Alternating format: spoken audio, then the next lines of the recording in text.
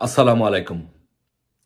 আজকের এই রাজনৈতিক প্রেক্ষাপটে বিএনপির ভারপ্রাপ্ত চেয়ারপারসন, আপনারা বলতে পারেন সে চেয়ারপারসন, জনাব তারেক রহমানের কাছে কিছু প্রশ্ন করতে চাই এবং তাকে কিছু চ্যালেঞ্জ ছুড়ে দিতে চাই আজকের এই রাজনৈতিক প্রেক্ষাপটে।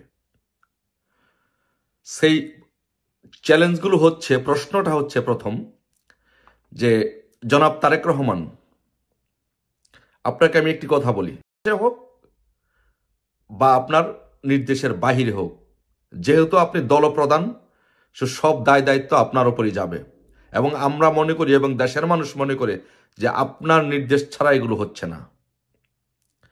আর আপনার নির্দেশে যদি এগুলো হয়ে থাকে তাহলে আপনাকে কিন্তু বাংলাদেশে টুডে টুমরো এর ফল যারা করছে তাদের চাইতে বেশি ভোগ করতে হবে আপনাকে।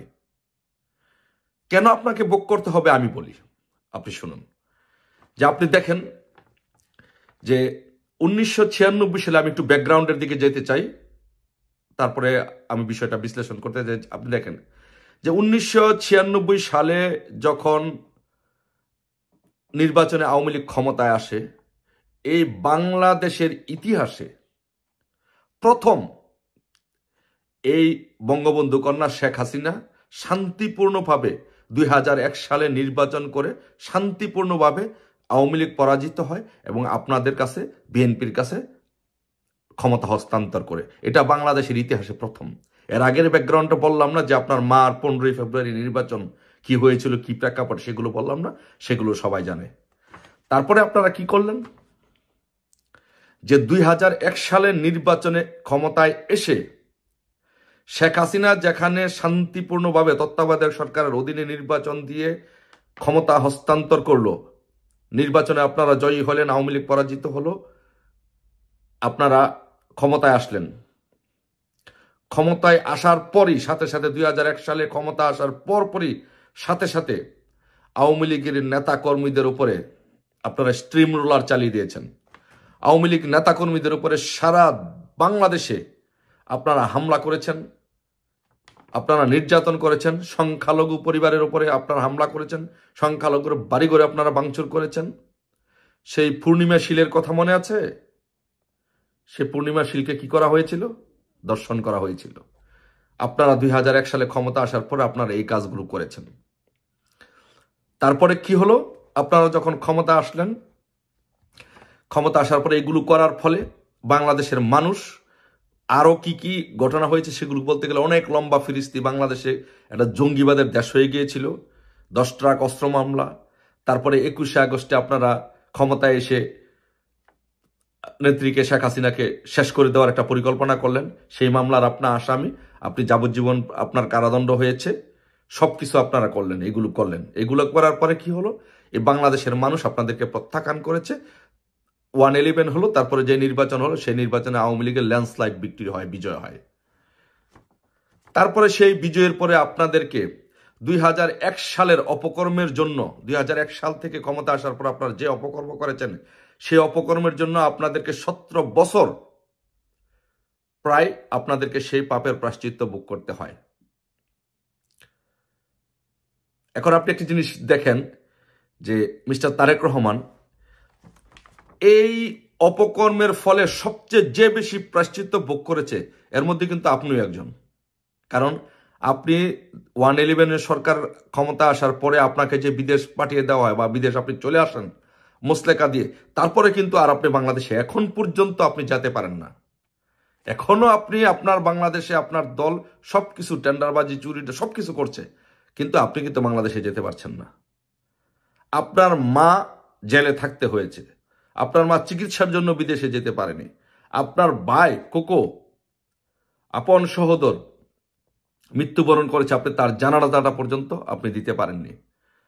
তাহলে সবচেয়ে বেশি এই 2001 সালের নির্বাচনের পরে সবচেয়ে বেশি আপনার শাস্তি কে পেয়েছে? আপনি পেয়েছেন, আপনার পরিবার পেয়েছে।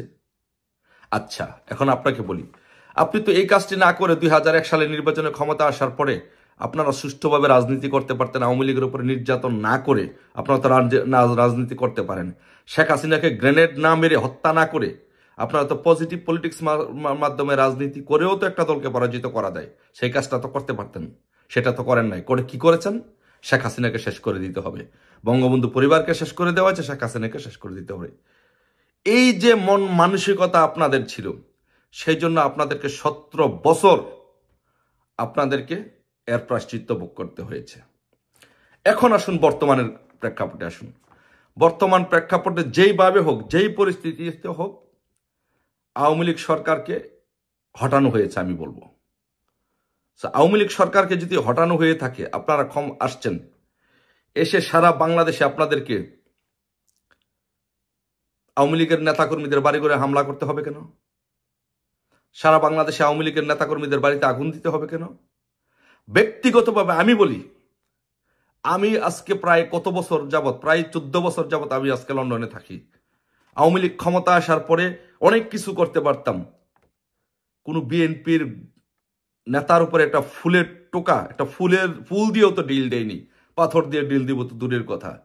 কোনো বিএনপির নেতার বাড়িতে একটা পাথরও নিক্ষেপ করিনি, একটা ফুলও নিক্ষেপ করিনি। কিন্তু আমি লন্ডন থাকি, আমার বাড়িঘর আগুন দিয়ে জ্বালিয়ে পুড়িয়ে দেওয়া হয়েছে। এটা তার জ্বলন্ত প্রমাণ। সবকিছু লুটপাট করে নিয়ে হয়েছে, আপনার বাহিনী সবকিছু নিয়ে গেছে। কেন আপনারা এই বাংলাদেশে, সারা বাংলাদেশে কেন আপনারা বাংলাদেশের মানুষের বাড়িতে আগুন দিতে হবে কেন? বাংলাদেশে আওয়ামী লীগের নেতাকর্মীদের বাড়িতে লুটপাট করতে হবে কেন? বাংলাদেশে প্রত্যেকটি ব্যবসা প্রতিষ্ঠানে চাঁদাবাজি করতে হবে কেন? দখল করতে হবে কেন? গাজীর ইন্ডাস্ট্রির মতো, প্রাণ রাফেল কোম্পানির ইন্ডাস্ট্রির মতো কেন এগুলো জ্বালিয়ে পুড়িয়ে দিতে হবে? শাহিন চাকলাদারের 5 তারকা হোটেল কেন জ্বালিয়ে দিতে হবে? দেশের সম্পদ কেন নষ্ট হতো? এগুলো আপনারা আসছেন, ভালো কথা, নির্বাচনে যান, জনগণ আপনাদের পক্ষে থাকলে জনগণ ভোট দিবে, প্রধানমন্ত্রী হবেন। বাট এগুলো না করে আপনি যা করেছেন অতীতে, আপনি 2001 সালের নির্বাচনের পরে আপনারা যা করেছেন আওয়ামী লীগের নেতাকর্মীদের উপরে, দেশের মানুষের উপরে, এবং 21 আগস্টে গ্রেনেড হামলা করে নেত্রীকে খুন করার জন্য যে প্রচেষ্টা করেছেন, এর জন্য আপনাকে 17 বছর আপনাদেরকে ভোগ করতে হয়েছে।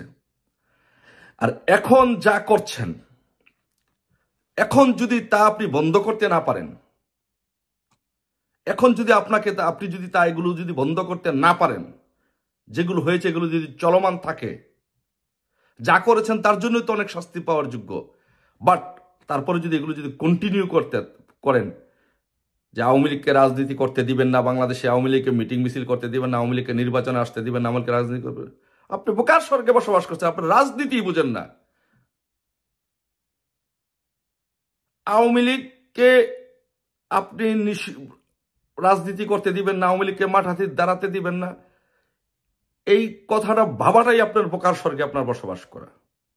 আপনি যদি গণতন্ত্র চর্চা করতে চান, আপনি যদি গণতান্ত্রিক মনমানসিকতা যদি আপনার থাকে, আর আপনি যদি এই ধারা কন্টিনিউ রাখেন, আপনি যদি মনে করেন যে আওয়ামী লীগকে নিঃশেষ করে দিবেন, আওয়ামী লীগের নেতাকর্মীদেরকে হামলা করবেন, মামলা করবেন, খুন করবেন, আওয়ামী লীগের নেতাদেরকে নিঃশেষ করে দিবেন, তাহলে কিন্তু আপনার 2001 সালের নির্বাচনে পরে আপনাকে ভোগ করতে হয়েছে 17 বছর। বাট এইবার আপনি যা করছেন এর জন্য হয়তো আপনাকে ভোগ করতে হবে 70 বছর, এবং সবচেয়ে বেশি ভোগ করবে মিস্টার তারেক রহমান, সবচেয়ে বেশি ভোগ করবে আপনার পরিবার। এখন আসুন জনাব তারেক রহমান, আপনাকে আমি বলি, আপনার মা সাবেক প্রধানমন্ত্রী ছিল, আপনার বাবা বাংলাদেশের রাষ্ট্রপতি ছিল। সো আপনি কেন আপনার পরিবারের উপরে রিস্ক নেবেন? আপনি কেন আপনার পরিবারের উপরে হুমকি নেবেন? আপনি তো সুষ্ঠুভাবে রাজনীতি করে, আপনার দল রাজনৈতিক দল অনেক বড় দল, বাংলাদেশের সেকেন্ড রাজনৈতিক দল আপনার দল, নির্বাচন করলে হয় আপনি প্রধানমন্ত্রী হবেন, নয় বিরোধী দলের নেতা হবেন। আপনার পরিবার সবসময় রাষ্ট্রীয় প্রোটোকলে থাকবে। আপনি কেন আপনার পরিবারের উপর রিস্ক নিচ্ছেন? আচ্ছা আপনাকে বলি কিভাবে আপনি রিস্কটা নিচ্ছেন। আচ্ছা ধরেন আপনি এই পরিস্থিতিতে, বাংলাদেশে যে পরিস্থিতি চলমান, সেই পরিস্থিতিতে আপনি কিন্তু ক্ষমতা আসেন নাই। মক্কা কিন্তু বহু দূরে মিস্টার তারেক রহমান। এই পরিস্থিতিতে যদি ডক্টর ইউনূস যদি ক্ষমতা দীর্ঘায়িত করে, আর তার বিরুদ্ধে যদি আন্দোলন করতে হয়, সে আন্দোলনের নেতৃত্ব দিবে কে? বিএনপির মাজাভাঙ্গা বিএনপির কখনো ইউনূসের বিরুদ্ধে আন্দোলন করার শক্তি, সামর্থ্য এবং সৎ সাহস নাই, তাহলে আপনি বাংলাদেশে প্রথম দিনই 6 তারিখ গিয়ে বাংলাদেশের প্রধানমন্ত্রী হইতে পারতেন। আন্দোলনের নেতৃত্ব দেবে বাংলাদেশ আওয়ামী লীগ। বাংলাদেশ আওয়ামী লীগ যদি সে আন্দোলনের নেতৃত্ব দেয়, নির্বাচন হয়, তাহলে আওয়ামী লীগও তো বিজয়ী হতে পারে। আচ্ছা ধরলাম আওয়ামী লীগ বিজয়ী হলো না, কথার খাতিরে তর্কের খাতিরে ধরে নিলাম, ধরেন আপনি বিজয়ী হলেন, প্রধানমন্ত্রী হলেন। প্রধানমন্ত্রী হলে বাংলাদেশের যে রাজনৈতিক প্রেক্ষাপট, সেই রাজনৈতিক প্রেক্ষাপটে আপনি 5 বছর পরে নিশ্চিত পরাজিত হবেন। নিশ্চিত পরাজিত হলে দেখেন, আপনি যদি বাংলাদেশের প্রধানমন্ত্রী হন, আপনার ওয়াইফ কত সুখে থাকবে, আপনার পরিবার জাইমা রহমান কত সুখে থাকবে, সবার জীবনটা আপনি একবার চিন্তা করে দেখুন সূক্ষ্মভাবে। আপনার কত রাজকীয় সুন্দর জীবনযাপন করবেন, দেশ শাসন করবেন। এখন আপনার এই অকাম কুকামের ফলে যদি আপনার পতন হয়, এই আপনি প্রধানমন্ত্রী হওয়ার পরও যদি আপনার পতন হয়, আপনি কি যেদিন প্রধানমন্ত্রী হবেন সেদিন রাত্রেই দেশ ত্যাগ করতে পারবেন? ত্যাগ করতে পারবেন না। বাংলাদেশে থাকতে হবে, আপনার পরিবার থাকবে, মেয়ে থাকবে, আপনার ওয়াইফ থাকবে, সে একজন ডাক্তার, ভদ্র মহিলা। সো আপনি কি চান যে আপনার জন্য, আপনার এইগুলোর জন্য আপনি নিজে শাস্তি ভোগ করুন? আপনার বাবাকেও তো খুন করা হয়েছে। আপনার তো একবার পিছনে ফিরে তাকানো দরকার এই বাংলাদেশের রাজনৈতিক ইতিহাস এবং প্রেক্ষাপট। আপনার বাবাকে তো খুন করা হয়েছে। আপনি যদি এই আকাম কুকামগুলো এখন যদি কন্টিনিউ করতে থাকেন, এইভাবে যদি মনে করেন যে বাংলাদেশে খুন খারাপি হত্যা এগুলো করে যদি আপনি আওয়ামী লীগকে নিঃশেষ করতে চান, ইউনূসের কাঁধে ভর করে, যদি কোনোদিন আওয়ামী লীগ ক্ষমতা আসে, আপনি একবার চিন্তা করেন যে কি করবে আপনাকে। আমি তো চাই না ভাই, আপনি তো তারেক রহমান, আপনি একটা পার্টির প্রধান, আপনি সাবেক প্রধানমন্ত্রীর ছেলে, আপনি জিয়াউর রহমানের ছেলে। আপনি বাংলাদেশের প্রধানমন্ত্রী হবেন, না হয় বিরোধী দলের নেতা হবেন। আপনি বাংলাদেশের একবার বিরোধী দলে গেলে আবার নির্বাচন হলে প্রধানমন্ত্রী হবেন। এটাই তো গণতান্ত্রিক দেশের গণতান্ত্রিক নিয়ম। সো এই সোজা রাস্তা রেখে, গণতান্ত্রিক প্রক্রিয়া রেখে আপনি বাঁকা রাস্তায় হাঁটছেন কেন? আপনি খুন করবেন, মারবেন, কয়জন মানুষকে মারবেন? বাংলাদেশের গড়ে গড়ে আওয়ামী লীগ, বা পাড়ায় পাড়ায় মহল্লা সব জায়গায় আওয়ামী লীগ, আপনি কত মানুষকে মারবেন? আপনি কি এটা সহ্য করতে পারবেন, হজম করতে পারবেন? সেই সক্ষমতা আপনার আছে? আপনি আওয়ামী লীগের অতীত ইতিহাস দেখেন, ইতিহাস দেখে আপনি শিখেন যে আপনি আওয়ামী লীগকে শেষ করে দিতে পারবেন কিনা, বা দাবায় রাখার সক্ষমতা আপনার আছে কিনা। নাই, সেটা পারবেন না।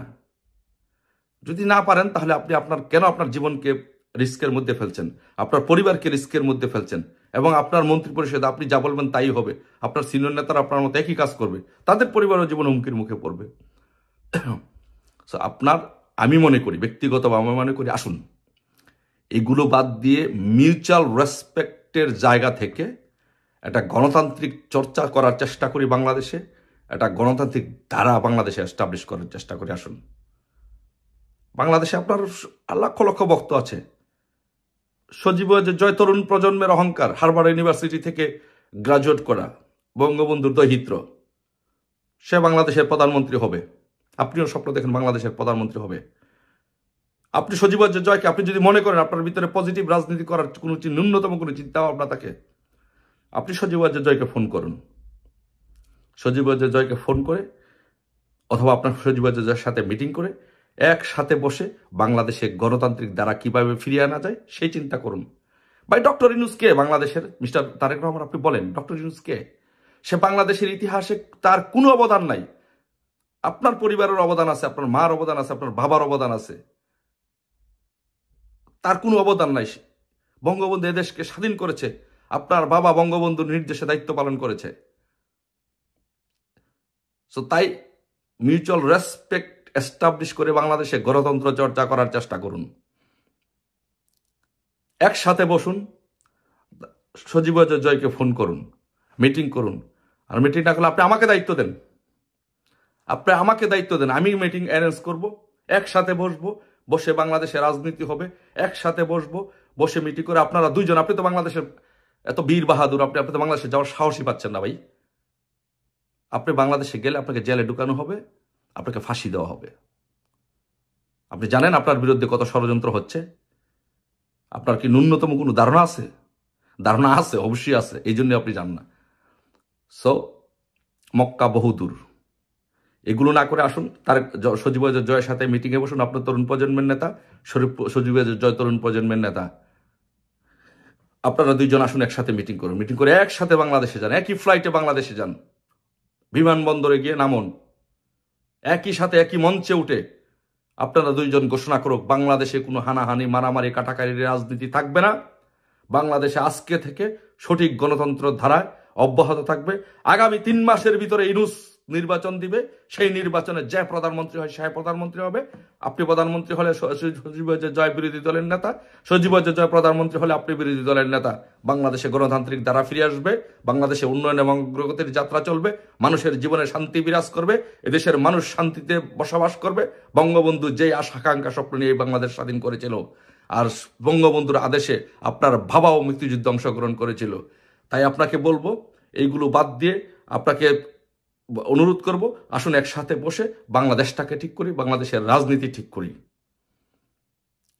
আর যদি এগুলো না করেন, আপনাকে চ্যালেঞ্জ করে বললাম, আপনাকে নিয়ে অনেক ষড়যন্ত্র হচ্ছে, আপনি সেই ষড়যন্ত্র সামাল দিতে পারবেন না।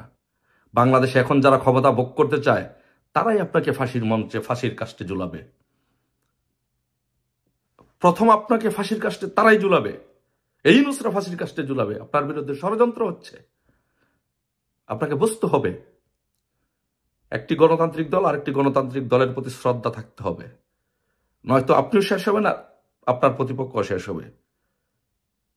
এইগুলো বাদ দিয়ে আসুন আমরা একসাথে বসি, রাজনীতি করি। আপনি আমাকে দায়িত্ব দেন, আমি সজীব জয়ের দায়িত্ব নিলাম। আসুন একসাথে মিটিং করুন, একই জায়গায় বসুন, বাংলাদেশে যান, আসুন একই মঞ্চে সমাবেশ হবে।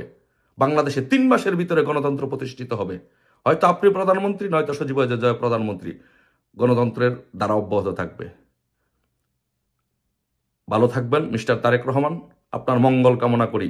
আমরা গণতন্ত্রে বিশ্বাস করি, আমরা বঙ্গবন্ধুর সৈনিক। বঙ্গবন্ধু অনেক মানুষকে ক্ষমা করে দিয়েছিল, ক্ষমাই মহত্বের লক্ষণ। আমরাও ক্ষমা করতে শিখেছি, ক্ষমা করতে জানি। আসুন ঐক্যবদ্ধভাবে দেশটাকে গড়ে তুলি। জয় বাংলা, জয় বঙ্গবন্ধু।